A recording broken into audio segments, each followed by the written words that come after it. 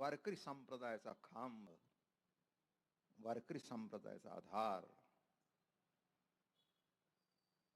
माणसाला जीवनामध्ये कोणाचा तरी आधार लागतो.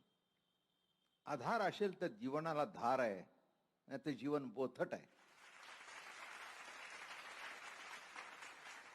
नाही का? बापाचा आधार नसेल तर आईचा आधार, नसेल तर मित्रांचा आधार, आणि कोणाचाच नसेल तर देवाचा आधार आहे. आणि हे कळण्याकरता कीर्तन महोत्सव आहे. माझं म्हणणं कळलं का? आधाराशिवाय मनुष्य जगू शकत नाही, नाही का? अवघड आहे. घरामध्ये आपलं कोणतरी वाट पाहतंय, आधार आहे. का रे निघालास? काय म्हणलं, आमचं कोण आहे वाट बघायला? म्हणून कोणीतरी घरामध्ये वाट बघायला असणं हे सुद्धा भाग्य लागतं. कारण बाहेरचे वाट लावतात, वाट बघणारे घरात असतात, घरात बसून वाट बघत असतात. लक्षात घ्या. तसं जीवनामध्ये आधार प्राप्त होणं, आधार शक्तीच्या अंकी वाढवेसी कौतुके, हृदयाकाश पल्लकी प्रिय देशी निज. आधार शक्तीच्या अंकी. किती बाळ रडत असेल, पण आईच्या मांडीचा आधार घेतल्याबरोबर ते बाळ शांत झोपतं. किती आधाराचं महत्व आहे. मला तर सध्या पावलोपावली जाणवतं. आता 84 चालू आहे. प्रत्येक पावलाला कोणाचा नाही कोणाचा तरी आधार घ्यावा लागतो. उजव्या हातात काठी असली तर डावा हात म्हणतो कोणीतरी धरायला ठेव. माझं म्हणणं कळलं का? हा, इथे अजून कोणाचा आधार लागत नाही. आलं का लक्षात? इथे लागत नाही, पण इथे ती देवाची कृपा आहे. कर्तृत्व नाही, ज्ञातृत्व नाही, काही मोठं कार्य केलंय असंही नाही. केला असेल तर अभिमान करावा. प्रभू जर करूनच घेत आहे तर अभिमान करायची गरजच काय? ही लीला कळण्याकरता कीर्तन लीला आहे, नाही का? कीर्तनामध्ये कुणाला भाग घेता येतो?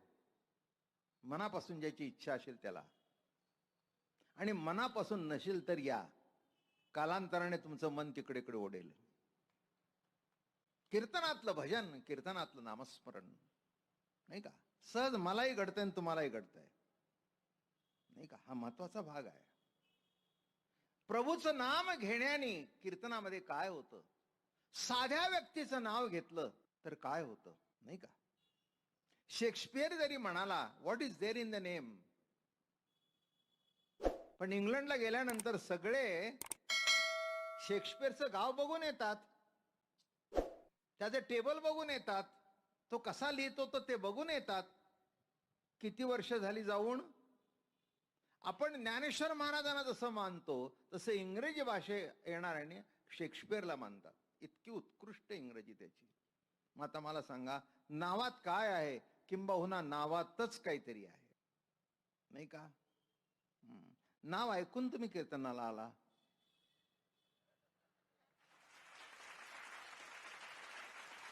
म्हणजे नावात काय आहे का नाही? हा, उत्सव कुणी केला? मोहळने. आहे का नाही नावात काय?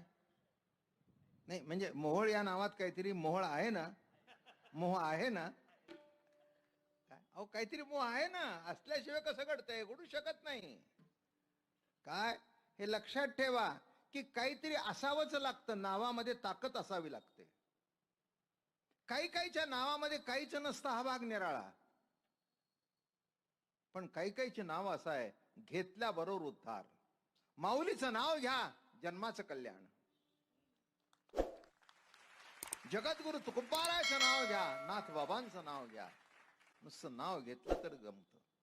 मी एक नेहमी आवडीने दृष्टांत देत असतो. काय मजा आहे. एखाद्या आमदाराचं नाव सांगितलं तर जो कारकून आपल्याकडे डुंकून बघत नाही तो बसायला खुर्ची देतो. का? का? नावात आहे ना काही. ज्ञानेश्वर महाराजांनी खांद्यावर पताक घेतली आणि वारी सुरू केली. त्या ज्ञानोबाराच्या मागे 10 लाख माणसं जात आहेत. काय नावात आहे? आणि कौतुकाने सांगतात जरा मेजाशीत, आम्ही माऊलीच्या पालखी बरोबर आहे. वा वा वा वा. आम्ही तुकोबारायच्या बरोबर आहे. अहो आम्ही पैठणला राहतो, आम्ही नाथांच्या बरोबर आहोत.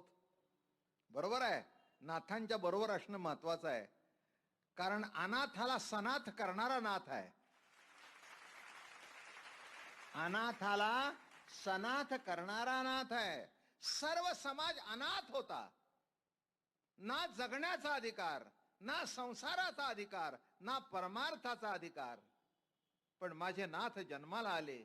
माऊलीचा अवतार म्हणजेच नाथबाबांचा अवतार. जे तत्वज्ञान माऊलीने आपल्या अवतारात सांगितलं ते आयुष्य कमी असल्या कारणाने किंवा लवकर समाधी घेतल्या कारणाने ते प्रत्यक्ष जगता आलं नाही. आणि ते जगण्याकरता आणि जगून दाखवण्याकरता नाथबाबांचा अवतार आहे. बरं का, हरिपाठात म्हणाले असोनी संसारी, पण नाही, जमलं नाही. अहो 16 वर्षापर्यंतच राहणार होते. आपल्याला सगळ्यांना माहिती आहे, कल्पना आहे. काय आज पुण्याला काही वर्ष येतोय, सगळ्यांना माहिती आहे, सांगितलंय मी कित्येक वेळा. 16 वर्षी कार्य संपलं.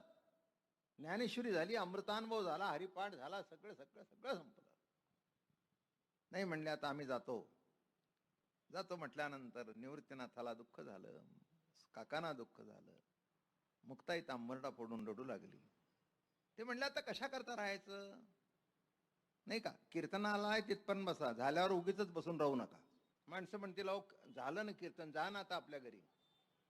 काय, एखाद्याच्या घरी गेल्यानंतर किती बसावं, त्यांनी जा म्हणे तोपर्यंत बसावं. आपल्या जाण्याची वाट पाहू नये. नाही, दोन्ही अर्थांनी लक्षात घ्या. नाही कळलं, घरातून जाण्याची वाट पाहू नये, तसं आपण जाण्याची वाट पाहू नये. असं जीवन जागावं. राहण्याची